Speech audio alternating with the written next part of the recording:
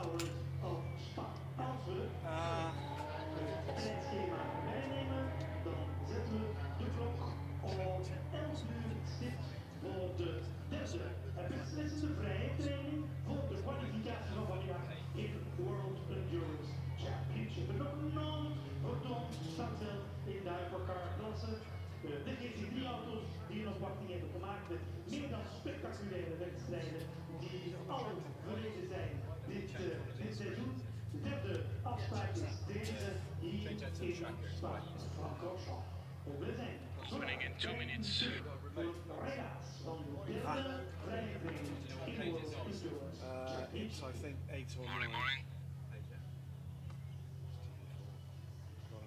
morning.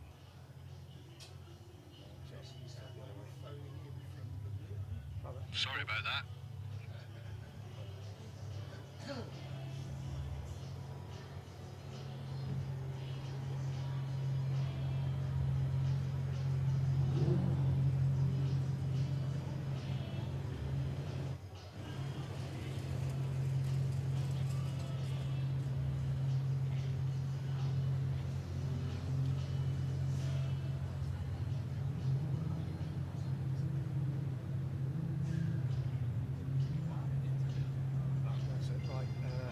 That's it. And it's race control. That was what.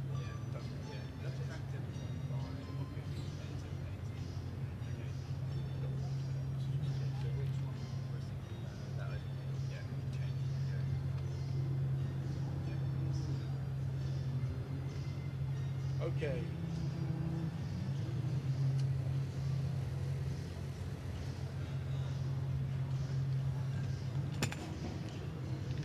Opening in 30 seconds.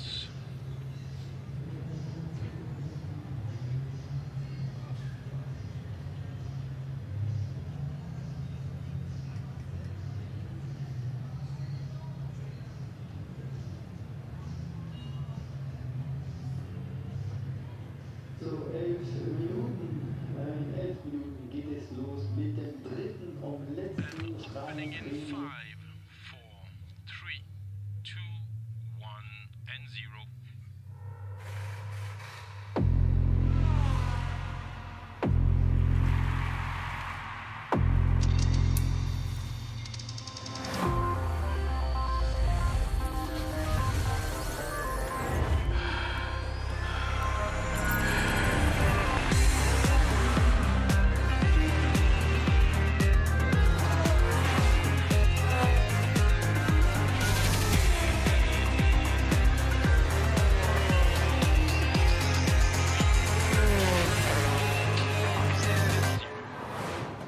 Hello, good morning and welcome to Spa-Francorchamps in Belgium, the home of the Belgian Grand Prix, and this weekend the venue for the third race in the FIA World Endurance Championship.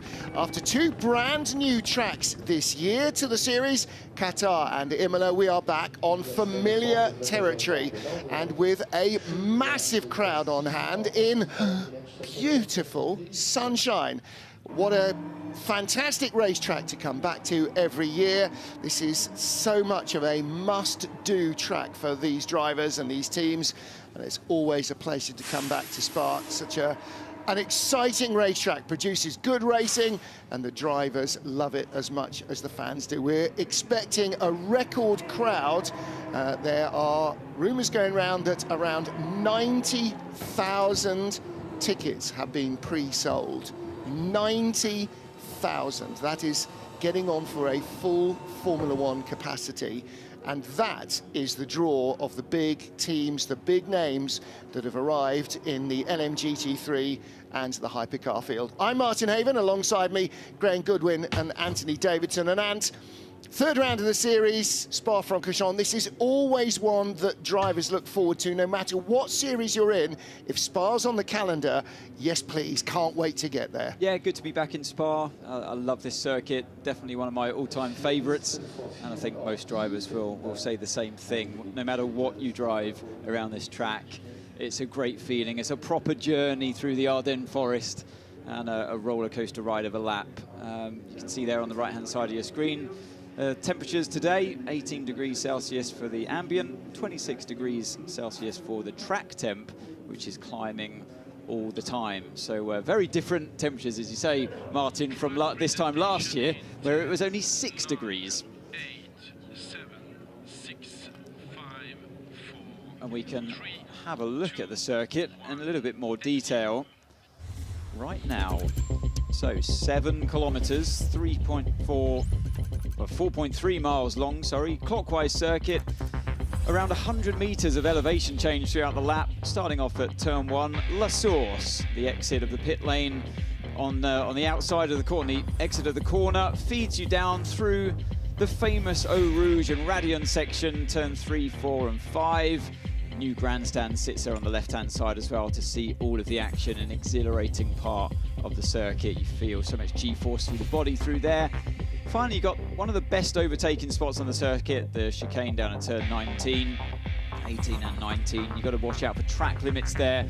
We'll be looking at that later on through the lap, but later on through the day, and qualifying particularly, your lap times will get deleted, no doubt, if you're over all 4 wheels over the white lines. But yeah, beautiful circuit. The fans, as you say, Martin, out here in force already, and I'm sure tomorrow will be even more packed. There's a good place to watch. Yeah. And free to watch it from up there. It's with us at Imola, the Ferris wheel. And it's not going to die off this Ferris. It's free again here at Spa-Francorchamps. Thank you very much. Yes.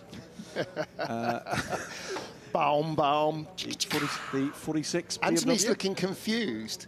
Ferris. Ferris Bueller, day off. He's too young for this. Very good. So, yeah, last year, very wet race, very cold, well, damp at the start, but very cold conditions. This year, it's likely to be hot.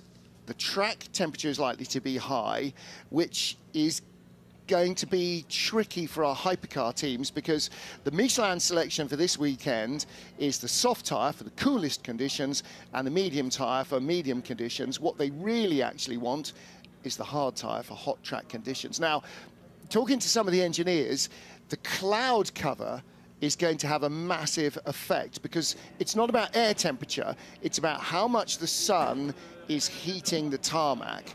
And if there is cloud cover, then the tarmac temperature will be much lower. It's currently just 26 degrees. Could you give me an update on track temp compared to FP2? Yeah, track temp is 25 now, so it's a couple degrees higher than FP2 already. Copy, thank you.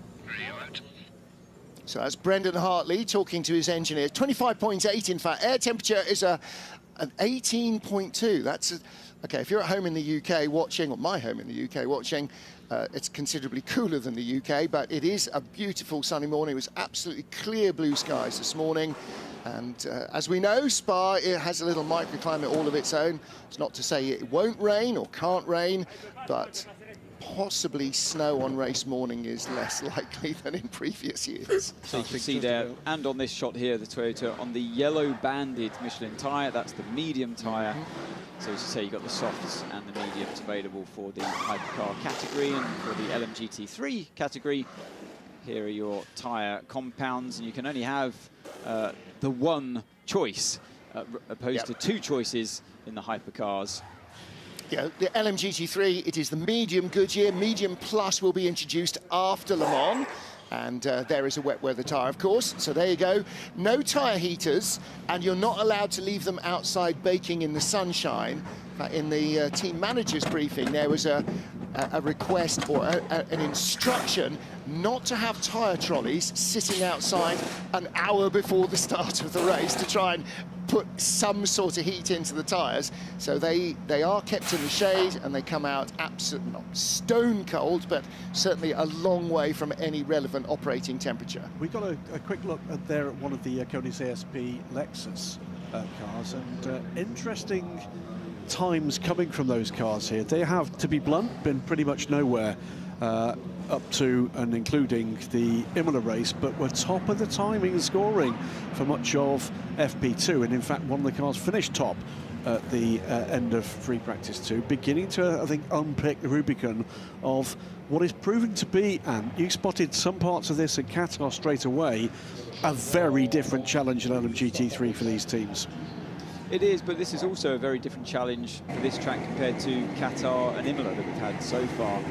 And and I think, you know, maybe it just suits the car's strength a little bit better coming here to Spa, and actually as an indicator for Le Mans as well, coming up next after this race, because it's much more in line with the challenges and the feeling from the car as you get that circuit compared to the previous two tracks. So hopefully for their sake the Lexus works there as well. And worth actually saying as well, Konis ASP Grand Polygon squad, very well versed here at Spa-Francorchamps, huge success in GT3, with albeit a different car on a different tyre. These are the Michelin tyres. Yeah, the 3 different slick tyres. Michelin are bringing 2 options, and they're not widely spread. They'll be consecutive. So here it is the soft and the medium. But as we're saying, I think most teams tried a soft yesterday and have probably gone, yeah, no. And it's going to be mediums. So there'll be a run on mediums. So if you back soft, you're probably on a sticky wicket. I think everybody will be on a medium, wishing it were a hard. And the difference is that the colour of the sidewall gives it away. Well, there you go. There's the Ferrari going out, or the AF Corsa Ferrari going out on softs, but I don't think they're going to get much life out of those. You have to double stint your tyre, so you basically need them on for 2 hours, better part of, at speed here around a tyre, a circuit that is very high on tyre deg, so it's going to be tough. One of the stories I thought from Imola that was a little bit, the water's a little bit muddied because the 15 car got shunted off in the first corner on Prologue, was that BMW suddenly found their mojo. They were all at sea in Qatar, absolutely lost. They looked much more competitive, I thought, in Imola, and they're quite, as a result, we were talking to the team yesterday, and the drivers are saying, you know, the change in mood in the team was so dramatic that they had a car that they could do things with, because they were just gutted after Qatar. I thought this is going to be a long season if this is as far away as we're going to be. 30 seconds to open pit exit. The voice of Eduardo Freitas, our race director, back with us, and Ramsey Fauzi is his assistant race director this weekend. We'll be counting down to track action very shortly, but it must be like putting on a pair of old slippers, these teams 10, and drivers coming back 9, to a track they 8, know so very well. 7, 6, 5, 4, 3, 2, 1. Free practice 3 has started. Please remind drivers of the need to respect track limits. Let's not get it very dirty. Wise words from race director Eduardo Freitas. We saw a lot of that yesterday, cars going off, but you expect that in free practice 1 and 2 as the drivers get up to speed. And although they know this circuit, most drivers here know this place like the back of their hand, it still takes a little while to readjust. And for most of the teams, they're familiar with this place as well. For some teams, you'll add more, I'm sure, Graham, but the likes of Lamborghini, Isotto Fraschini just come to mind straight away. This is a new track for their cars, and maybe not so much the team, but for the cars that they're running here. Absolutely. We're into the throes of the last bits of new for them, aren't we, really? After this point, we're getting to the stage where they're bedded in their processes, they're bedded in their routines, and they'll start the learning process that last year's new intake took. And we've seen already, gentlemen, what that leads to. We're looking there at the 2 Ferraris and one of the Penske Porsches on the Kemmel Straight, and they've taken a big leap, and they've taken that leap by learning how to get the best of that package, not on a single lap, but over a double or even a triple stint. Well, you can remember last year, the first year of the Ferraris. Think back to Sebring, the first time they rolled the car out. Yes, it was very quick, but the tyre performance just died. Yep. And the same with Penske, with their Porsches. Early on in their campaign with those cars, they did not understand how to keep the tyre alive. And it's those sort of elements, plus Penske's ability to run the car, that has made such a difference. The Isotta stuck in the fast lane. Imagine that will be Jean-Carl Vernet trying to take the car out. But the car has obviously decided to fail to proceed. Michael, you good to go? Right, well, he is on his way. Stop and hold penalties for 4 or 5 cars across the 2 different categories for infringements in the previous sessions. That's going to be the 77 Proton Mustang, the number 95, which is one of the two United Autosports McLarens, the 85, which is the Iron Dames, the 38, which is one of the two Hertz Team Cota Porsche Hypercars, the number 60, which is the other Iron Lynx Lamborghini, yeah. and the number 91, which is one of the two Manthey Porsches. So that's the Manthey EMA car. That is their less successful of the two. It's the sister car, the Manthey Pure Racing car, is the one that leads the standings, having won in Qatar and finished on the podium as well in Imola behind the two BMWs. There's a further stop and goes to be served in the first 15 minutes of the session for car 31. That's one of the WRT BMW GT3 cars, and car number 78, which is one of the two Lexus. 31 is the BMW. This is 46, the other BMW LMGT3. That's the Valentino Rossi car. 31 is the car that won in Imola last time out. Also the car that ended up in the gravel trap, I'm afraid, yesterday, and conked out on the way back to the pits. So whether or not there was cause or effect, don't know. Darren Young having not a sparkling end to his session yesterday. But this place, for these cars, and Davidson, I mean, glorious for us to be watching, must have been glorious to drive it to. Yeah, like I was saying before, you know, it's one of those circuits where you really enjoy from inside the car, no matter which category you're in, either the cars we're watching on screen now, LMGT3, or the hypercars. But the penalties that these drivers have been given there, it's an effective way, actually, and a fair way, I think, of penalising your misdemeanors from previous days' activity. And it gets you really where it hurts, because you're suffering that loss now of track time. And the circuit, you're trying to build up before qualifying. This is your last session before qualifying, and your drivers, particularly in LMGT3, where you've got bronze-rated drivers, you know, the least experienced drivers out there, you're really hurting them in terms of track time. So it's quite an effective way, actually, to try in the future, at least, to punish continuous mistakes and or track limits, excursions, places where you've taken advantage of the rules on a previous day's session. So today you're getting the penalty for that. A couple of good shots here as the car's looking for space more than anything else.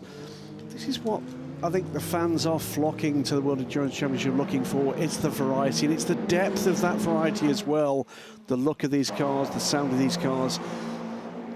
If you can get to one of these races trackside, please do come, because it's been a catalogue of delight. Every fan I've spoken to here and at Imola just loving what they're able to see and hear and experience in the FIA World Endurance Championship. Hearing the number 5 Porsches coming to the pits, they've put on the soft tyre, so teams still are experimenting with that, and this is a circuit that will naturally push you to harder compounds and more so construction. We see just the bands of the tyres and we call them hard, medium and soft, but actually the construction of the tyre is very different as well. It's not just compound. Someone's got a big old lock up there. Is that the 99? Yes. Yes. Was Julian down low in that car this morning? So because of the high-speed nature of this track, lots of high-speed corners, they put extra energy through the tyres, and the sidewalls, they get squished around a lot more, and therefore you need a more robust tyre.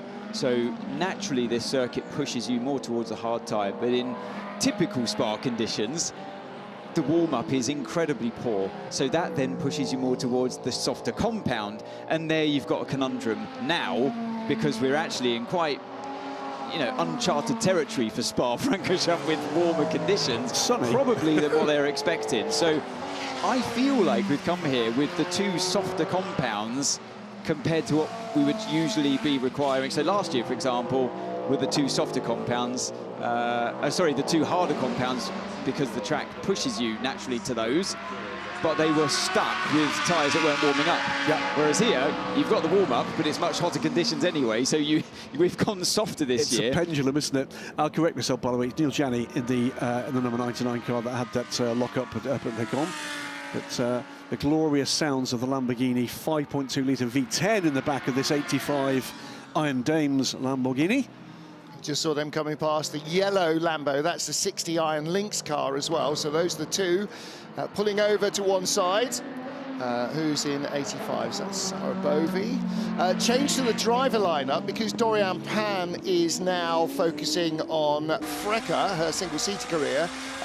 Rahul Fry, who had become driver manager basically for the World Endurance campaign. She's now back as driver manager. Oh, that's straight Callum on for number Eilert. 12. I wondered why he had a bit of a strange line. We picked him up a little bit later than this on the live pictures, and I thought he had a bit of here. This is where we picked him up. I thought that's a bit of a strange line through turn 19. This is the reason why. So yeah, huge lock-up into 18. Does the right thing, goes straight on, gets his car turned around. But you've got to be looking to the right here, which he was doing. Comes on the wrong way. You're supposed to stay to the left of that white line and go round the tyre wall and rejoin after the chicane. Okay, quick young Cadella cam there, and watching on Point is going through. Our pole sitter in LMGT3 from Qatar, of course. The race didn't turn out the way they'd like to have done for our opening round, and still treading carefully with this brand new GT3 car. Talking to Charlie Eastwood last night about the differences between this Corvette and the outgoing GT Aston Martin that he raced with TF Sport last year, he said it's like night and day. Inside, a fairly similar environment in terms of the high-tech nature of the cockpit, but he said this mid-engined Corvette is utterly different from all of the experience they had with Aston Martin. So for TF Sport, it's a brand new manufacturer, but it's a whole different car. They've gone from years of running a front-engine Aston to having this mid-engine Corvette that requires a whole different approach. So everything is about learning, and like so many of the teams, they're effectively a brand new team, even though Tom Ferrier's crew have been in the paddock for many years. Now, we talked about tyres being an issue here. Almost everybody is struggling, Anthony, with the front tyre and the rear tyres. Yeah, it's going to be a lot of talk about the tyre compound, so we're right on board now with Alex Lynn in the number 2 Cadillac, and I believe we're going to hopefully stay with him for a whole lap of this 7-kilometre circuit. So he's just gone through La Source hairpin on the way down towards Eau Rouge. Listen to this.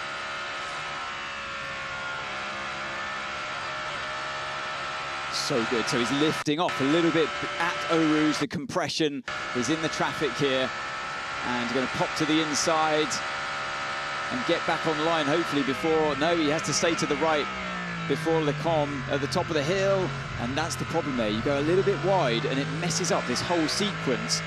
So that's one thing you've got to be aware of in the car. So you exit here down towards Brussels, the right-hander of turn 8, hug the inside. We look back at the driver at work, and then turn 9, a tricky left-hander, 90-degree corner. Use all the curbs on the outside on the exit there, close to the gravel, then it plummets down the hill. The cameras doesn't really pick that up before Pouon, the fast left-hander of turn 10, and then into 11. The car momentarily trying to argue on the rear tyres as he has to correct that, and then into turn 12, feed the car in, keep it tight here to open up 13 on the left. Right, once again, the rear is trying to step away from him. On the exit, use the curb, bring the car back to the left-hand side for 14, and then get on power as early as you can on the exit this one. Again, using all of the width of the track. Breeze off the throttle. You can see on the right-hand side of your screen in green, the throttle trace. Didn't completely lift off for 15, curve Paul Frere, and then flat out through the kink before Blanchemont. Are we going to stay flat here as you grab a bit of circuit on the right-hand side? Yes, he does. He keeps it flat through there. Not easy in these modern-day hypercars. Bit of traffic into the final chicane of 18. Hug the inside there. A lot of curb on the right. Open up the left. Don't use that sausage curb on the left-hand side. It's a bit of a rough ride, and exits onto the start-finish straight once again. Happens pretty quickly, that 2 minute and 9 seconds that they've got at the moment in car number 2. But what a fantastic circuit. And you get a real flavour for it there, how hard the drivers are working these cars. And showed the challenge of traffic. There's a good inside track on the Tesla driver. Remember, if you're looking to follow and learn more about the FIA World Endurance Championship, full access on the FIA World Endurance Championship YouTube channel. Gives you some absolutely fantastic insights into the goings-on behind some of the dramas in a race weekend. Great stuff from Imola, and with with a couple of other legends, Valentino Rossi and Tom Christensen, with Vincent Voss, and 2 9-time winners in their respective categories. That must have been quite a moment for them, meeting you. It really was. For me, it was great, you know, sitting down with those 2 legends, like you say, Valentino Rossi, Tom Christensen. And, you know, Valentino is such a lovely guy, obviously so well accomplished as an athlete, as a sports person on 2 wheels. And it's great to see him with the same amount of passion for racing in the BMW here in WEC. And, yeah, if you haven't watched the full access, or any of them ever, do go on YouTube, just type in full access WEC, and it's a real joy to watch all of them. It's, like you say, bingeable. Yeah, bingeable. It's all behind the scenes. You get to hear all the juicy gossip between the drivers in the heat of the moment. You have explosive moments with the drivers, and heated discussions, and yeah, you know, lots of light-hearted moments as well. Not just drivers, but the teams as well. The prep that goes into it, and it's honestly, it's a great insight into this world of racing that there's so much passion for. And also insight into Vincent Voss telling his drivers not to have explosive moments on at least one occasion. It is great stuff, you know, really compelling stuff, and part of, you know, rich vein of new material that's coming out of the WEC. Big step forward on the track with this new look championship, with this deep hypercar class and deep LMGT3 class, but also a lot more different ways to grab more information and more insights into what goes on track and behind the scenes. We just saw briefly there on the pits the BMW in the hypercar category, and they had a much stronger race, I felt, in Imola. I know they didn't get the result that they wanted. Ultimately, there's a Corvette the wrong way round. It is the wrong way round. By the way, a little bit of a snippet. Seems an opportune time to do it. Is at the event press conference, our friend Sam Smith, not the international music star, but the well-known journalist and works here with the WEC. TF Sport never finished off the podium here with the WEC. And TF Sport is obviously running the Corvette. They're obviously not practicing for podium finish there. That's going to take... we've got yellows, of course, at turns 5 to 6. Let's see what Eduardo Freitas decides to roll out for recovery of that car. Yeah, he's in a bit of an awkward position there, because I should imagine he's spun it on the exit of turn 5. So Lecombe, you take the curb on the inside, and maybe just the rear's got away from there, and I think it probably would usually just be an innocent spin. Full course yellow is coming. He's now very close to the gravel. In the gravel. We will go under full course yellow in less than 15 seconds. Full course yellow in 10, 9, 8, 7, 6, 5, 4, 3, 2, 1. Full course yellow, full course yellow. And down they all come to the required speed. Yellow flags, of course, flying. Full course yellow boards shown at every post. And speeds will be monitored. 78 kilometres an hour, just neatly inside the required 80. This is interesting. We had the graphics there of the car speed. One of the massive challenges on this circuit, because of the undulation, that elevation change of 100 metres throughout the lap, when you're going uphill, it seems to be okay for the systems to hold the car speed. You saw it at 78 kilometres an hour. When you're going back down the hill, however, down towards Pouhon, it's very easy for the car to creep over the speed limit. Well, we all have that in town with your cruise control. If you've got your cruise set at 30 miles an hour, some cars will hold it at 30 downhill, but not uphill and not downhill, not all of them. So you use your cruise control in town? Yes, because I value my driving licence. Of course you do. Can't you just use your speed limit, not the cruise control? Yeah, but the limiter doesn't always hold you either. It's that's Martin Haven with his pimped-out Volvo. That's so good. Do you never use it in town? I use it in town all the time. Hiroshi Koizumi, by the way, was the man in the Corvette. I was down in the TF Sport garage yesterday, 25 minutes before the session started. Koizumi is there doing his calisthenics and just going through, limbering up, really getting himself ready to go out in the car. Most of the field at the moment, as you might imagine, taking the opportunity to pit during this full course yellow. We've got 43 minutes to go. And this, by the way, if you are ever going to come trackside, we hope, for the FIA World Endurance Championship, we've got the European Le Mans Series, of course, later this year as well. Spa 24 Hours has its centenary this summer. That new grandstand, I think, gentlemen, one of the best views in motorsport. Absolutely astonishing place to watch a motor race. And they're building more and more grandstands all the time. So they're building a new one before the final chicane. There's one on the inside now of Radion as well, which all sorts of structures here being put up earlier this year.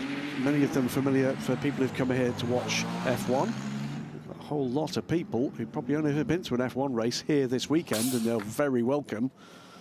But Spa-Francorchamps, been a lot of disruption here with the massive work that's been going on here, but all of a sudden that's coming to fruition, and a lot of it is to the advantage of the paying fan, and I do like that.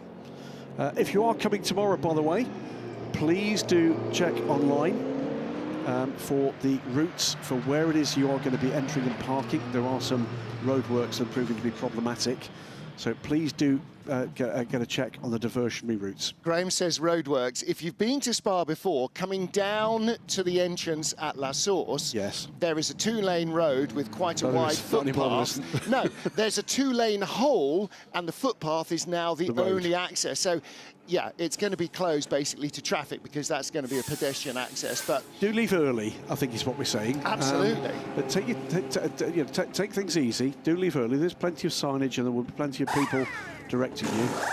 But come along, there's plenty to see and do here. So an early morning start, not the worst thing in the world, and then 6 hours of action to follow. The big rumbly Lexus fires up. So yeah, the 6-hour race, as I would say, a standard WEC race. We do have 8 hours sometimes, or 10 hours, like we had in Qatar, close to 10 hours in Qatar. So I'd say this is a more standard, the traditional point system as well. Le Mans, obviously, yeah, the double points here. It's just the standard point system. Interesting Enigma here for them to recover that Corvette. Just exactly where do you put it? You can't push it into the gravel trap. It needs to get turned around. Looks like he stalled the car. To do that, you're sort of going to have to tow it from the other side of the track, and that means full course yellow might not be it. Let's keep an eye on that. Like I said, it was in a pretty awkward position. It really was actually on the gravel, so they've pulled the car off of the gravel, but still on the outside, pointing the wrong way. So, yeah, you either have to spin-turn the car or do an Austin Powers special and get the car to a 1,000,000-point turn. I don't know if you've ever seen that clip. Yes, I have. Race cars not known for their London taxi-like turning circle. Paulo here for Ferdy Habsburg once again. No, he's not. My apologies. That's not correct. Paulo Chatin is filling in Ferdy in the European Le Mans Series at the moment. Ferdy, if you're watching, come back to us soon, but when you're well, after injury suffered in testing.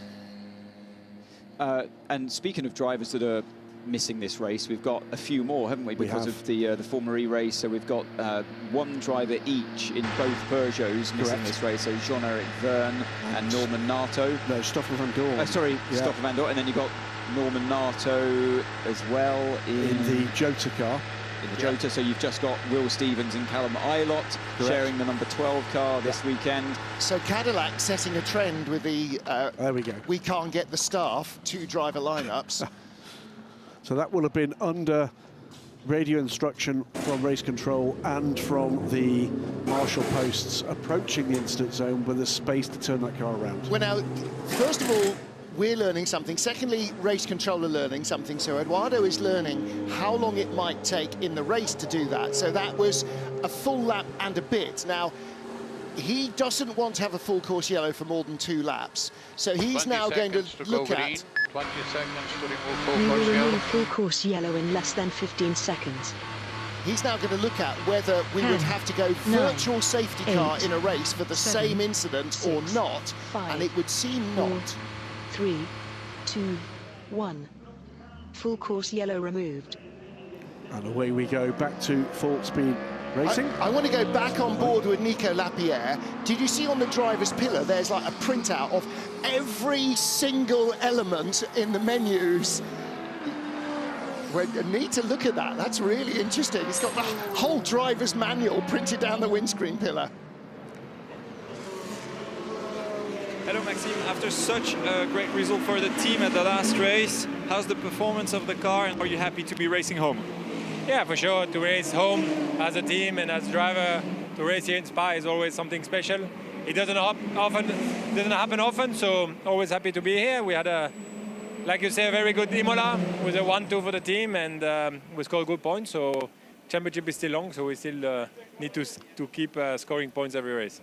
Okay, thank you so much and good work today. Thank you. Maxime Martin, part of a famous racing family here at Spa, winner of the Spa 24 Hours, as was his father, as was his uncle. And we got trouble, meanwhile, for them of 50 Ferrari. They're going to get a 5-minute stop-and-go penalty, Anthony, for crossing the pit exit line. Again, something that's made very clear in every driver's briefing. Yeah, Eduardo Freitas, the race director, always tells the drivers during the briefing that the white line I treat as a concrete wall. If you go over it, I'm going to make sure I stop your car to give it a good check to see if it's okay, and that might take 5 minutes. So it's an easy mistake to make, though, in these massive cars. You can see here from this onboard that we're on with Andre Lotterer behind the wheel of car number 6 in the Porsche. So it's a very wide car. You sit quite low in them. So when you exit the pit lane, it's quite hard to see that white line, and you're on cold tyres as well, don't forget, so the car can understeer if you carry just a little bit too much speed through the pit lane exit. It sounds really like a silly elementary mistake to make, but on this particular track, you can actually fall foul of it pretty easily. So that's what's just caught out. I think Nielsen at the moment at the wheel of the number 50 car. Yeah. And, so it should be a lesson to all, but even though you're fully aware of it, it's a different, and also you release the pit lane speed limit before you turn into that corner. So the car is alive, it's free, and this is on the racing line through that very corner on the exit there with Caldarelli behind the wheel before we approach Eau Rouge. A big lift there to send the car over the curb at the top of the hill at Radion and on onto the Kemmel Straight. Continues to climb all the way up towards the Com here. But yeah, Lamborghini as well had a much better race in Imola than they had in Qatar, as it's expected with a brand new car. A similar situation to the BMWs, really. They're in that phase of their development and where they're still making the big changes. They're still making the big leaps before we get into the fine-tuning, if you like. But the good thing is, we are seeing signs of those big leaps being made. Spoke to another driver yesterday, I won't reveal names, but they were saying basically the BMW seems to be, as predicted, the team on the move from very early on. They did predict huge progression, you know, obviously a great team running that car as they do with the BMW we see here.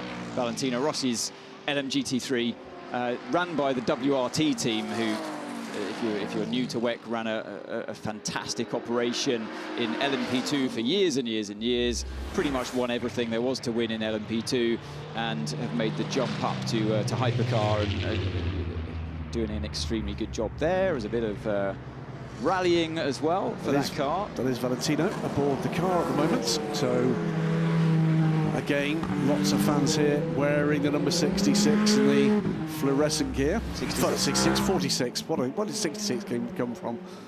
But in the garage there with the WRT crew, Maxime Martin, back of the garage and looking on at what's going on track, keeping an eye on the data.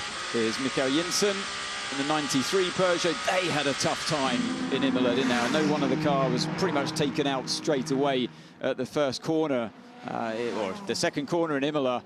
They got hit up the rear by the Alpine, caused a concertina effect. The Isotto Fraschini was involved in that as well. We saw cars spinning around off the track, and yeah, one of the Peugeots fell foul of that as well. But Mikael Jensen, he's very quick around this circuit, and hopefully this new improved iteration of the 9X8 Peugeot will be much improved here in Spa compared to their performance or lack of in Imola. Yeah, both cars got fired off in the first corner, and then Lloyd Duval had a tyre delaminate. I mean, it was just, yeah, Lady Luck came around and kicked them pretty hard several times, so they're hoping for a little bit more. Now, there's been trouble for the 83 Ferrari, or at least not so much trouble, but very few laps. And I think down in the pit lane, Bruce Ioanni, you know what's going on with the yellow AF Corsa Ferrari. Yeah, absolutely. They had to take off the front part of the car. They have some braking problems, so they've bled the brakes, but that's not enough, and they are actually dismounting the front braking system behind the pedal. So it seems to be taking a little bit of time. All right, let's hope that that continues to be solved. Everybody with front-end problems. We saw Callum Isla earlier locking up. Lots of lockups. There's the two-driver lineup in that Peugeot, Mikkel Jensen, Nico Muller. And we just saw in the garage their reserve and test driver, Malte Jakobsen. He's here this weekend as well. As he has been, I think, for most of the season with Peugeot. He is the new reserve driver for Peugeot. And there's some questions as to why they didn't take the option, as there's a run off and through a bit of the gravel from one of the factory Porsches. Why they took that option, not sure I fully understand it, and in terms of the risk management with Le Mans coming up, and you know what is a complex and a long season, why you wouldn't choose to at least try the young man here. I'm perplexed as well. It's not just you, Graham. I see it as a golden opportunity to run your reserve driver that will be there in Le Mans, you know, with your team. He knows the car already. He's tested the car. He's tested both variants of that car at Peugeot. And, you know, like you say, he's young, he's fast, he's keen, he's a star of the future. And I think it was the golden opportunity to run him in the car. I don't understand, from a driver's point of view, I don't understand why you wouldn't give that driver time. I'm sure Peugeot have their reasons, but for me, there was nothing to lose. It's not as if they're going to turn up here and trounce the competition because that's what they did in Imola. It's a different situation, and it's a time for learning. There's a lot of bouncing on the straight, especially the rear of the car, a lot of bouncing. Copy that, copy. Yeah, Jensen was really struggling with the car yesterday as well. He was one of many drivers actually complaining of a bit of lack of grip and an ill balance of the car. Just, you know, this circuit's really pushing these cars over the limits at certain points, and high tyre degradation as well through the runs. So yeah, they worked at that a lot at Cota yesterday. Started to make huge gains, but maybe one of the downsides to those changes could be a bit of ride quality issues that he's just picked up there. 50 car going somewhat deep in there. The in-car shot, by the way, we saw, this is the number 50 car taking its 5-minute stop and go penalty for crossing that pit exit line. The in-car shot we had with the Lamborghini reminded me, and with thanks to Sam Smith for also reminding me, another driver change. That's because Eduardo Matara is another driver affected by the clash with Formula E. Andrea Caldarelli was in the car, and he is the replacement driver. One final piece of housekeeping, by the way, that 82 Corvette was taken to replace a safety and has not rejoined this session. So Hiroshi Kazumi's whoopsie, well, was it cause or effect? Did something go wrong with that car and tip him off into the gravel? But either way, he will not complete this session on track. Yeah, without seeing it, it's hard to know. But yeah, I mean, it could be a whole multitude of problems that can send a driver off the circuit. And so yeah, can't really blame the driver until we see any kind of imagery from it or hear some news from the team. 5 different hypercar manufacturers in the top 6 of the times at the moment. 2:04.125 is the top time at the moment. That's gone to the number 6 Porsche Penske Motorsport 963. Then the first of the Ferraris, the Ferrari F Corsa number 51. Then the 93 Peugeot, third quickest at the moment. Fourth, that currently stationary number 50 car that's in for that penalty. Then the first of the BMWs. They're hitting some form here. BMW Team WRT's 15 car. Then the first of the 2. Linus Sternen in the timing and scoring at the moment. Toyota's Mike Conway currently aboard the number 7 car. Interesting that Toyota are complaining that Ferrari have got a quicker car and so on. They claimed their first win in the season, obviously last time out together 3 weeks ago. What I think is really the case this season is that other teams working with their cars are now getting the maximum out of it. The way that the regulations are formed is that there are 4 criteria which you have to conform to: drag, weight, power, and aerodynamic lift.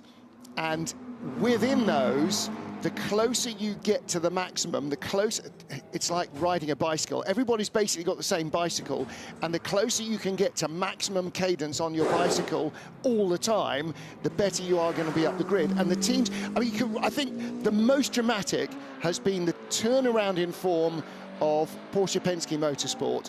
They are operating the car the way that Cota did when they hit the ground running here last year. Penske were looking at Cota going, they've had the car 6 days. How are they doing that? We've had it 6 months. Where are we? Well, that's no longer the case. Penske are absolutely all over the car. They know what to do with it. They know how to run it. They know how to manage and get the best out of the tyres. That car is now performing at the bar where it should be, and we're seeing BMW coming there, Ferrari are there, Toyota are there. What we want, whatever brand you're loyal to, is all the cars basically being at the same speed, so that you've got this massive possibility of literally almost anybody winning races. You're on board now with the number 87 Akodis ASP Lexus, Takeshi Kimura. Another stat to chuck into the mix here. We talked about the top 6 in Hypercar. But what about the top 9 in GT3? 8 of the 9 manufacturers represented in that top 9. The only one that isn't at the moment, remarkably, the home team, Team WRT and their BMWs. So one at least of the each of the 9 of the 8 of the 9 LMGT3 manufacturers currently in the quickest 9. Yeah, always a joy to watch the LMGT3s, and it's super competitive as always. This year's no difference. We watched the Cota bouncing its way towards the final chicane. And for me, just to follow up on what Martin was saying, that's one of the best elements of this season's racing, is that you've got an independent team, well, 2, running the Porsche platform. You've got the Proton competition car, the 99 car, and you've got the 2 Jotas versus the Works Penske Porsche team. And so for me, that's the real honesty test, isn't it, for a team? Having the same car, the same power unit, the same car, literally the same. It's all about how you set it up and how you go racing with it. There is no, I mean, we have BOP in WEC, but for those teams, there isn't any BOP. So for me, that's the kind of the truest test as to who does the best job as a team. There's 2 other aspects to it. There is an argument to say more cars on track, if you can get access to some of the core data, more data. There's equally well the opposite argument that says you can't high performance, because if you do, your customers are going to show you up very badly indeed. And we have seen elements of that this season so far. It's a good point you bring up, because, yeah, you're constantly in that competition with other people running your car effectively. So you can't start to play games within that balance of performance, hiding some performance here or there to be rewarded later on perhaps at other races. They're kind of the most is the most honest team because of that intra-team competition. And the deal here, you can see in LMGT3 is very similar. You've got one team effectively running a pair of cars for each of the manufacturers, but with different sponsorship packages. On board with Heart of Racing's Ian James, not really making much of an effort to keep on the right side of the white line at Rédillon, but missed the grandstand, in fairness, but, you know, and just in front of him, the D-Station car, the 777 car, again, whole different raft of sponsors, different driver package and so on, but being run by Aston Martin Racing. So this brand new LMGT3 Aston Martin Vantage, the V8 Vantage, 2 different colour schemes, but the same team. So this is a little bit like an F3 team running 2 different sponsor packages for 2 different drivers, but out of the same garage. And we'll see some of the teams, the cars are identical. Akodis ASP, they've got the same package because it's effectively a quasi-Works Lexus Toyota GR Racing, But again, with Manthey running Porsches, 2 very different liveried and totally independent teams. AF Corsa, the 54 car, that traditionally has been Thomas Floor's VistaJet company, but now they've got a pair of cars in the same livery. So the 2 Ferraris in LMGT3 look the same, the 2 Corvettes look the same, the 2 BMWs look very different. 46 is green and black, 31 is red and white. You know, the 2 McLarens are effectively a photo inversion of each other, but run in the same under the same banner, the same colour scheme. So there's that variety of of sort of umbrella colour schemes and very different cars. And indeed, we have the same in Hypercar with the 3 Ferraris. Yeah, well, the Ferrari, the 83 car, as we heard from Bruce a little earlier, still that attention going to the braking. Bleeding brakes. Indeed. If you are a fan of bright pink Lamborghinis, and let's face it, who isn't, and you are here on the start-finish straight grandstand, you're going to get a long, lingering look at one, because Michel Gatting is going to be coming down pit lane shortly for a full course yellow speed related 5-minute stop and go penalty. Now, the other thing about the bright yellow Ferrari is actually, particularly here at Spa, that's quite a historic livery, because Jacques Swatters, who was one of the driving forces around keeping Spa relevant and a racing driver in his own right, also became a team owner, and he started Écurie Belge and Écurie Francorchamps. And Écurie Francorchamps used to run semi-works Ferraris and works blessed Ferraris for Enzo in that bright yellow. So that bright yellow of Écurie Belge, Écurie Francorchamps is very much a touchstone for some of the less youthful members of the audience here, but it's got that national heritage in the way that British Racing Green on an Aston Martin or something has got, or on a Jaguar particularly, has got a real resonance with British fans of all ages. And relevant. Yeah. We're looking from the bright yellow Ferrari to the bright blue Mustang. Change here, and a relevant one as we move swiftly to the car with Mikkel Pedersen aboard the 88 car.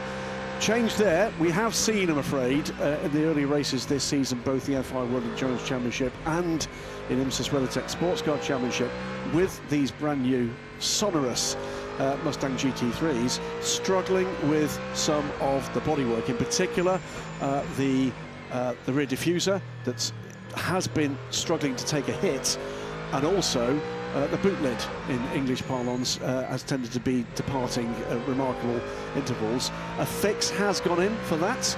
My colleague Stephen Kilby wrote about that this morning. Well done to him for sniffing that story out. So hopefully those days of unplanned disassembly are behind us, with a change to the homologation erratum, I believe it's the term. So we should see these being somewhat less prone to damage. All of that came, by the way, particularly the diffuser issue, because they took the choice to err towards serviceability of that part. In other words, if it breaks, you can change it quickly. Now, they've erred towards the other side, which is keeping it stuck on the car. Not letting it break, not falling off. And again, the two Mustangs, black and gold, and the colour that the Ferraris should have been in Miami last week. Very blue. Yeah, very blue, exactly. Listen to that. Proper Miami blue, and it is a gorgeous sound. And again, you know, this is what we like in sports car racing: different looks, different sounds. And it's as true in LMGT3 as it is in Hypercar. And by the way, for the fans there, we saw that on the onboard and we applauded that yesterday. The team have taken the effort to look at what their onboard picture looks like from the camera in the car, and have put on the inside of the hood, on the bonnet, on the back edge of it, they put the driver names. So when you're a punter watching it, and I'm sure Ford will be streaming it as well as on WEC and on the TV and everything, you can identify who's in the car, what car it is, just from the onboard shot, whether there are graphics or not. So we applaud that. We applaud everyone trying to make it easier for the fans to follow what they're seeing. Can there be a better demonstration of the breadth of car involved in LMGT3 than the three cars we've got here? The United Autosports McLaren, their LMGT3 Evo, then the rip-roaring Ford Mustang, and then behind that, the BMW M4 GT3 and the Porsche 911, by the way, getting into the picture as well. That's the beauty of this new class for the FIA World Endurance Championship, is balance of performance allows dramatically different packages to race within the same performance window. Yasser Shaheen from the Montai EMA team, with the branding on his overalls, as well as the car for the Ben Motorsport Park outside Adelaide, family owned. And going by them, you just saw the Lamborghini Hypercar, and as we documented, Andrea Caldarelli joined the team because Eder Mortara is on Formula E duty in Berlin. And that means he's now driving the car, Andrea Caldarelli. That now means that more Italian drivers will have raced in the Hypercar era than did in LMP1. So, wow. Mico Borlotti, Jimmy Bruni, Tonio Fuoco, Tonio Giovinazzi, Edo Mortara, Alessandro Pierguidi, and now Andrea Caldarelli. Whereas in hypercars, can you name them? Hypercars, what? Hypercar Italians. Bellici. Pierguidi. No, never drove an LMP1. How many did we have? 1, 2, 3, 4, 5, 6. In LMP1. Yeah. Leave that with me for a moment. Well, hang on. Well, Dindo Capello, Manuel Piro. Not in LMP1. Yes, they did. Not in WEC. No, they didn't. Not Emanuele Pirro. Yes, fair enough. Dindo Capello did. Yes. The rest, I think given 20 minutes, you'd have to be a proper anorak. Okay, so here they are. Give me a moment. Let's chuck it out. Chuck it out onto Twitter. All right, yeah, work it yourself. There's the hashtag FIWC, and let's chuck it to mine account, at Graham Goodwin. DSC editor, rather, is mine. So pop it back. Who are the other missing Italian I tell you what, you'll be going, no, really? I'd completely forgotten about most of them. Yeah, now I'm trying to think. Oh, no, I've just remembered one of them because he was racing last weekend, and I think he just did a one-off in the Ginetta, and that was Luca Giotto. Yes. Racing now in the European Le Mans Series LMP2. Marco Bononomi would have been within that era as well. See, you had one Audi driving Italian, there were two. There were two. Sorry about that. So meanwhile, back to track action here. We've got Andre Lotterer and in the Penske Porsche leading the times at the moment. And the Ferraris are still competitive here as well. They were the quickest car on track in Imola in the dry conditions, but didn't win the race. Let's hear what Alex Lynn is saying. Alex, how is it going so far? Amazing sounding car, still lots of power. We've seen a good top speed, but how is the car going so far? At the moment, actually quite positive. We seem to have made some improvements since Imola. Hopefully the car's going to come into a nice window for this evening for the qualifying, and then obviously all out for the race. Will you be qualifying again? Yeah, I'll be taking the quali. Okay, good luck then. Thank you. Now then, got another one. Super Soarway Stato Humbug Stat. Alex Lynn's first WEC win came here in Spa. LMP2 with G-Drive. In 2017, yes. Correct. Before he won in GTE Pro in 2019. Right. Yeah, 2 wins in 2 different categories. Go ahead. I think Paolo Ruberti drove Go ahead, Cota. Well done. Yeah. Paolo Ruberti did drive in LMP1. And I've got a funny feeling I know the other one. Go on then. And I think it might also have been a Bicolis run. Liuzzi? Tonio Liuzzi drove in LMP1. I know. And the one that you haven't got, Andrea Bellici. I thought we said Bellici. Did we say Bellici? We did. Okay, so we got Bellici, Bononomi, Capello, Luca Giotto, Tonio Liuzzi, and Paolo Ruberti. So coming soon to an evening out for the commentators here is pizza or LMP1 driver. That's our favourite Italian game. The Isotta is back in. That is currently propping up the top of the bottom. It's not actually the least speedy of the hypercars because the yellow AF Corsa car has not gone well. First free practice, the Lamborghini here was 3rd fastest. There were 3 Italian cars in the top 3, 2 Ferraris and a Lamborghini. Wasn't quite as quick in free practice 2 and doesn't seem to have picked up any more pace. Mirko Bortolotti at the wheel. They're currently 14th fastest. And don't forget, when we go into qualifying later on this afternoon, once we've had the whole field having a tilt at the track, the fast 10 then go through into Hyperpole to decide the top 10 positions on the grid in each class. So when you are looking at the top 10 now, that is going to have much more relevance in the very brief full field qualifying this afternoon. That's it, to back on track. Oh, well, I'd say back on track, back off track. Back off track, yes. Having a tough time out there. I can take the opportunity, by the way, as we were just watching the flashing lights, the Alpine. Again, if you're enjoying this, there is an awful lot more free coverage of the FIA World Endurance Championship across, frankly, whatever social media platform you desire. Facebook and Twitter, TikTok apparently also exists, and Instagram. But keep an eye out for that, and it's got usually about 10 days after the event we'll have another full access from here. So whatever dramas you'll see on track, if you're trackside, or on TV, if you're following us on with our broadcast partners or on the app, you'll get more insight into what was actually happening behind the scenes, which for me has been the joy of my career in racing. It's knowing a bit more what's behind that next onion layer. Well, what we always try and do is make these people more just than names and helmets. We try and bring a little bit of what drives them and their enthusiasm and their passions. And there's so little of that you can do in a live broadcast because there's racing going on. And that's what full access does. It shows you what the reactions are like in the garage. And if you thought that Sebastian Buemi was a pint half full man, you know, you get that reaction. It's interesting watching these guys, Andre Lotterer and the team in the garage, watching the rain coming down with their teammates out there on slicks, and Andre going, well, I'm glad it's not me out there. You know, all this sort of stuff. But it's the human element of it. That's why I love my job so much. It's not because I get to shout at the telly. That's fun. It's because these people talk to us and we learn who they are, and we find out more about them, and they tell us about driving and cars and life in universe. And I found out yesterday, for example, that Anthony Davidson has never driven around the old circuit at Spa.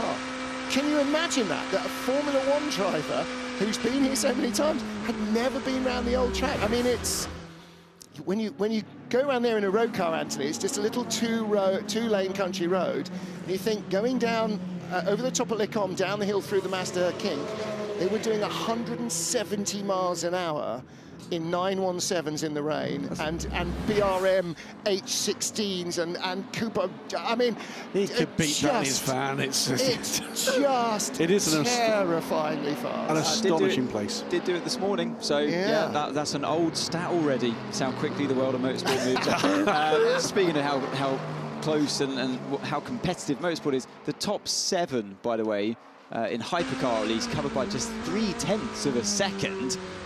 I hope that continues when we come to qualifying, which is next up after FP3. Well, right now, the top, within a second, are the top 8 cars. Jules Gounon, we didn't mention him in the 35 Alpine. He's a replacement. So, yeah, again, they haven't gone down to a 2-driver lineup. He raced, of course, in Imola, and boy, that was a baptism of, I suppose if it's raining, not fire, but water, but very different from anything he was used to, but back in the car again this weekend, and I think I'd be really interested to see how him sampling this starts to lead his career in years to come. I'm sure, having tried these cars, he'd be very happy to do a lot more of them. Debris at the exit of the final turn left-hand side. And we are going to be going to a full course caution shortly. In the middle of the track, actually, isn't it? Yeah, it looks like a bit's fallen off somebody's door mirror. So we will go full course yellow.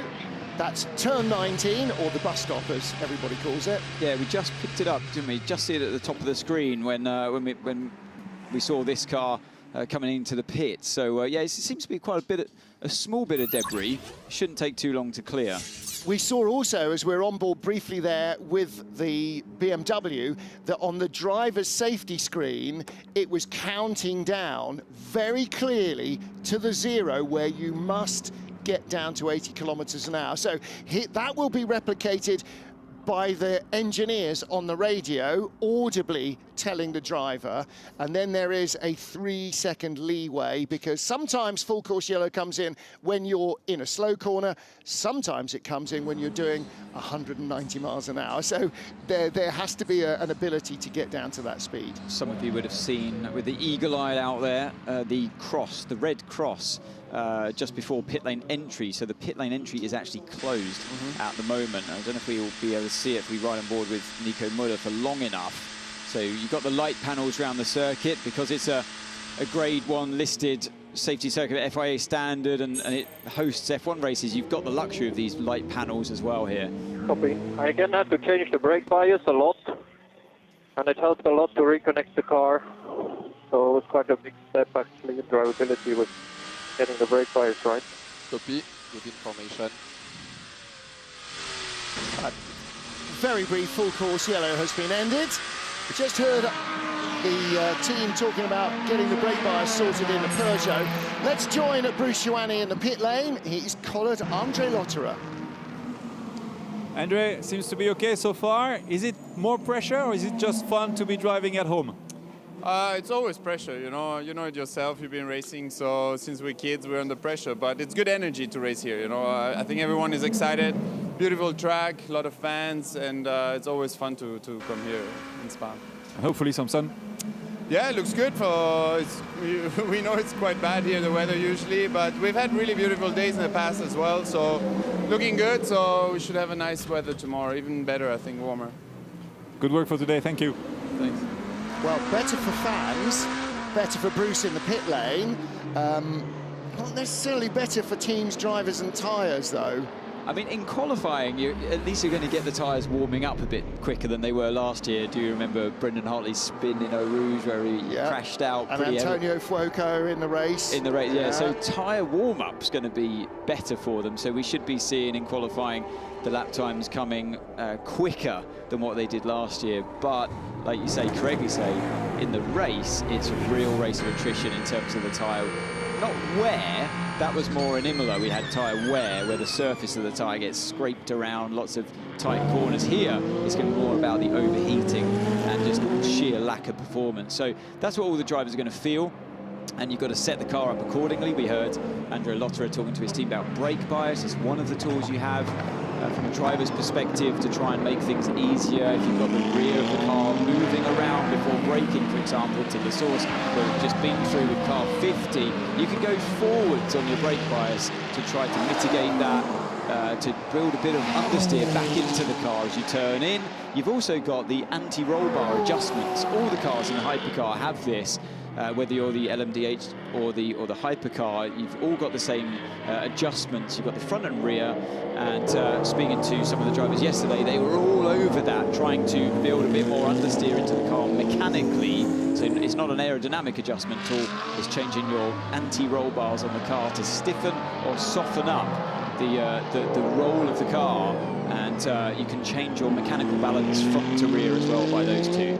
Now we saw that yellow Ferrari having its brakes attended to in the pit lane. Remember at the beginning of the session that went on the white sidewalled soft tyre. It's now on the yellow sidewall medium tyre. There's not a single car out there running a soft. They've tried it, and again, they've all binned it, I think, today. Yeah, we had the Proton competition car out there a few laps ago. I don't know if they're still on that soft tyre, but they did bolt on a set of new softs a while ago. So I don't know right how now, everybody's on the mediums. So I've got the RFID data on our little laptop, and that is showing everything. Darren Leung, winner last time out, the reigning British GT champion, looked like he'd just won the lottery as well, didn't he, when the car came? He was absolutely beyond himself. I don't think in his wildest dreams he imagined that in the second race, in a new championship with new teammates and a new team and a new car, that they would be on the top step of the podium. But it was a phenomenal performance by both BMW LMGT3 teams. In the rain in Imola, they did not use wet tyres, and 31 and 46 had a proper ding-dong pro driver, door handle to door handle, Robbins Racing battle for the lead on slicks in the rain, and ended up 1-2. Yeah. Phenomenal stuff from all of the team. Post-race, Darren, you're absolutely right, close to visibly emotional with that. Also, what was great to see as well, Gustav Fafus as well, really pleased with that. BMW's first ever win in any class in the FIA World Endurance Championship, remember, but absolutely over the moon, almost literally turning cartwheel, Sean Gelael, after that. Would be would be correct to add, by the way, it's an historic weekend for the BMW brand, but not here in our kind of our sister series across in the Interweditech Sports Car Championship. Congratulations Turner Motorsport and Will Turner and his faithful band, who will hit 557 races with BMW, eclipsing the efforts. And that was that's a Tygon. It's a Tygon, you're right. I think it's the right rear, isn't it? It does look to be. Oh, that's taken a good chunk of the bodywork with it. Is that another delamination? No, it's not a tyre. It's the rear right bodywork. So how has that? I think the tyre's got and taken it with it. And let's have a look. It's delaminated, or has he torn it off in the gravel? Oh, no, you're right. You're absolutely spot on. Torn it off in the gravel. So as we know, Blanchimont now turned 17 isn't flat out for these cars. That is a hell of a rough ride, and the driver would have definitely felt that. Who's in Oliver Rasmussen. Well, 2 minutes 45 of the session. That's not coming back out. That's ripped the floor off. Well, so, the splitter at the front, anyway. So we rode on board a couple of cars now, and I've been listening to see if they're lifting in Blanchimont. Sure enough, they are. It can be taken flat out on newer tyres, but that is a hell of a lot of damage and a rough ride over that part of the track, over the gravel trap. It's rare to see a hypercar particularly go off there, but, well, that's a lesson to everybody, isn't it? It is. I'll briefly finish the point because it was left hanging. 557 BMW starts to the motorsport, eclipsing the efforts of Schnitzer, which is astonishing. That's done a lot of damage. Hasn't he just? Front splitter as well, and I think we can go down and have a listen to what they're saying at car 38. I went off massively unboxing in Blanchimont. I didn't hit anything, I just went through grass and gravel and jumped a bit. Didn't. Jumped a bit. He said porpoising? So he obviously didn't. Yeah, he's saying I didn't actually hit the barrier, but you did hit the ground, and that's caused the damage to the front splitter, the rear bodywork, and the diffuser. So that's a lot of work for the team to be doing with just 1.5 minutes remaining in this session. As you can see in the, is this the Cadillac going off? Zigging when he should have zagged. That was getting all crossed up at 6 and 7. So somebody left fluid. Is there something on the track in Blanchimont? I mean, I know we've seen them struggling to hold grip. Well, no, that's Lecombe. Look at the gravel and the flame for the exhaust at the rear. Yeah, it's not on fire. It is fire, but it's just that's just what V8s naturally aspirated V8s do. The Oliver Rasmussen car, I would point out, by the way, that's the same car that we heard from Jenson Button earlier in the session, bouncing around at the back of the car. Well, Jensen was telling us that yesterday, that the car's just bouncing around side to side at the rear.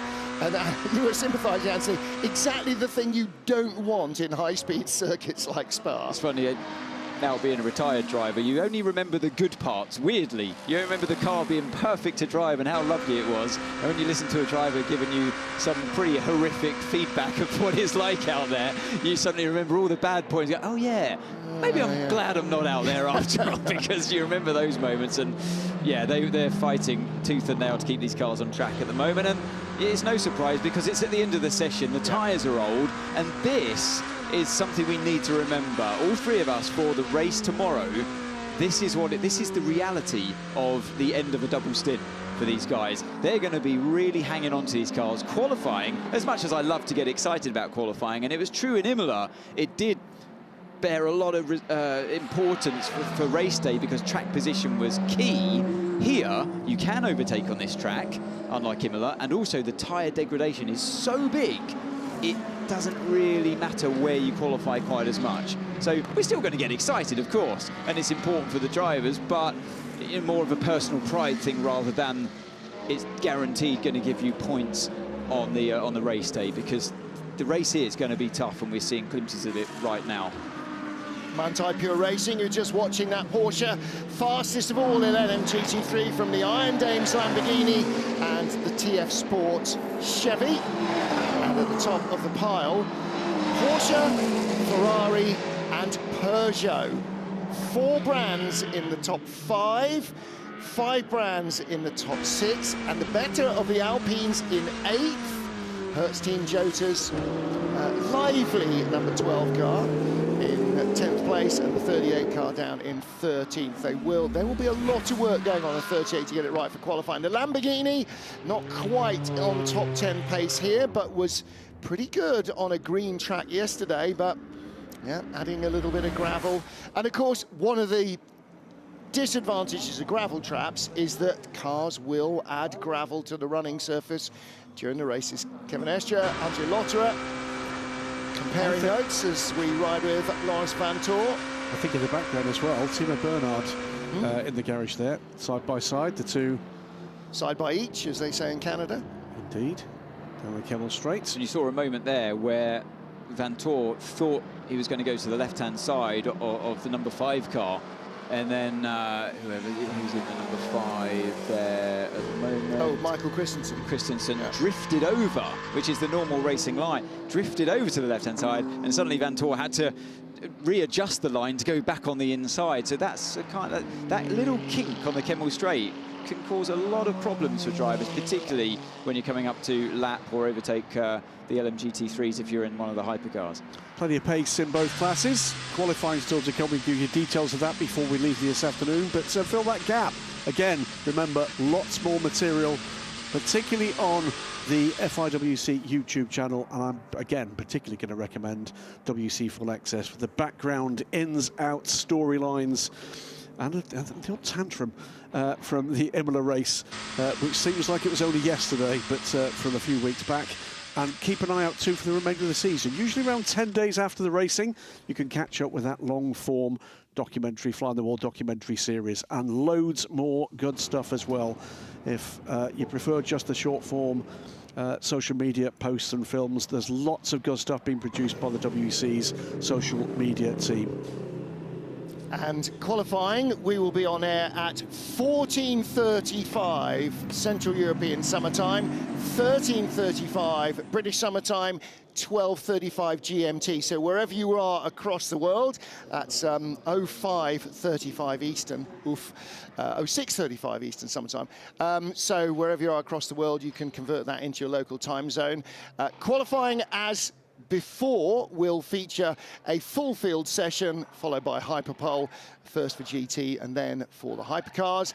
And of course, as ever, rehearsing driver changes every time the car comes into the pit lane, rehearsing a full pit stop. They don't just do it at the factory in their lunch break. Every time the car arrives, they'll do it. And this is part of it, Anthony, when the car arrives not square, when it has to come in around the nose of something else, the team have to be ready for that as well to try and save as many seconds as possible in the pit lane. So yeah, very different to Formula One in terms of you have two, if you're running a team with 2 cars, you have 2 pit boxes. So yeah, different to Formula One where you just have the 1 pit box. It means you can pit at the same time. You don't have to double stack, as they call it. If you're new to the World Endurance Championship, that's a normal occurrence. And what they usually do, if the 2 cars are running nose to tail, you'll actually swap positions before a pit stop to ensure the car that is behind here, so we look at the Porsche that's behind the other one, that comes in behind the car number 5. Yep. So just to save everyone a lot of time. Because like you say, it would stop the car 5 if it were to be behind the car 6 as they trundle down the pit lane, having to overtake the sister car to pull into its pit box, but then you're trapped. So you have to do what's called a nose-in pit stop. You put the car on the jacks, on the dollies, and on the tray, and then you move it round into position. The driver cannot get out until the engine's off and the car is back into its proper position. You can't get out the car if it's nose-in. We've got a quick shot there as we see the times at the end of the session. 2:04.125 for the number 6 Porsche Penske Motorsport, 963. Ferrari, of course, is 51, just 0.2 of a second off, and just a few thousandths back the 93 Peugeot, with the second of the factory Ferraris, well, just thousandths away from that. It's so close. For me, one of the most interesting times in that session came, as we'll see at the top, there for the Manthey Pure Racing team, 2:20.947 for the 92 Porsche. That time was set by Alex Malikin, the bronze driver, so a quali sim being done by that team. They've been so well drilled throughout this season so far, made almost the same mistake as Ferrari did in Hypercar, but in LMGT3, which lost them the race. And it was Sarah Bovey, I don't know if you already mentioned it, was Sarah Bovey in the Iron Dames. that set that time beforehand as well. Rahel Fry improved it just marginally right at the end of the session, but you're right, Sarah Bovy was good enough to be second in any case. When it was like for like, yes. So the two bronze drivers, basically Malikin did effectively out-qualify her at the end of that FP3 session when they both clearly tried a bit of a run with the bronze drivers on newer tyres. But Rahel Frey, of course, the higher seeded driver, did ultimately the faster time in the Iron Dames car. Poster here last year in what was then GTE AM was Ahmed El-Hati in the Aston Martin. Now he's in the 46 BMW. They don't look like they've got much going on in FP3, but it's going to be very interesting to see. We always look at Sarah Bovy. We obviously also have to look at Alex Malikin in the Manthey Pure Racing car. Who else is going to be in that battle for pole position in LMGT3? It's going to be very interesting. In Hypercar, frankly, my dear, almost anybody. I'm not sure we can really judge on free practice who's got what for qualifying. That is going to be fascinating. Great view through the front of the Porsche there. How big the air tunnels are. It's almost like there's nothing in the middle of the car underneath the wheel arches. It's just big air tunnels to grab that downforce. Well, they're all increasingly familiar with their machinery, increasingly familiar with the tyres they've got. Almost a clash there in the garage. Yeah. But the conditions, as you said at the top of the show, Martin and Dan, this is warmer than we've been used to. It's certainly warmer than we've seen in the testing that these teams have done. At the moment, the top sector times, Sector 1 and Sector 2 went to the Porsche, the top car in the session, the number 6. Final sector went to the Ferrari. I think this is wide open for qualifying, and this could be good. And remember, it's not just qualifying. We get a hypercar. We're going to see here almost. Oh, no, there was contact. There was contact. Race control. We want to talk about that. Yeah, it's the only contact we see today. Red on red contact. Well, and with Peugeot third fastest in hypercar as well, that could be really interesting because they didn't get a chance to show the Alpine there. Could they be in the hunt? What about BMW? It could be anybody's pole. Well, let's catch up with the 51 Ferrari team. They have still to score a point this season. James, driving in Spa, amazing circuit. How is the car feeling so far? So far, it's not too bad. I think our biggest challenge is to try and get the medium in a good working range. It's a little bit warm conditions for the medium, especially for us. So it's definitely a challenge, but let's see in quali if we can get into the hyperpole. That's the first target. But, you know, I think the most important thing, unlike Imola, is the race pace itself. I think quali is less important.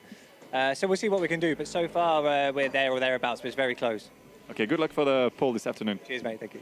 Yeah, so James Collado confirming there. I mean, as much as, like I say, we're going to get excited for qualifying, and the drivers will give it everything as well, just to show how fast they are. You can never deny a driver of that when they get into the competitive spirit. It's a bit like laying your CV out there. When you get another pole position, that's what you're going for. But he's confirmed in that interview with Bruce that they're focusing mostly on the race, of course, because they know it's going to be tough. Yep. And you could be having moments like this. I will correct myself. The 51 car has scored 6 points. Yes, it has. It hasn't been anywhere close to the podium at the end of the race. As if already... Yeah, they did score points in Imola, whereas they scored 0 in the points-and-a-half race in Qatar. So, yeah, this is a full ground-up restoration. This is where we need to get Alex Brundle in, actually, who's working here with Eurosport this weekend, because he's all over restoring crackered old cars. Yeah, but on a serious note, you know, big rebuild. The team are really up against it here and trying to get that car prepared for qualifying. Just a matter of a couple of hours. Yeah. Yeah, two and a half hours before the qualifying session goes green. But there is a lot of work to do they could really have done without. But what it does do is remind all of us that tyre life in the long double stints is going to be absolutely critical. And keeping them alive early in the stint is going to reward you with a lot of performance or less drop-off later in the stint. So that's it then for the final free practice session. 4 hours of free practice. We then head into qualifying. 14:35 Central European Summer Time, 12:35 GMT. We'll see you then. Bye for now.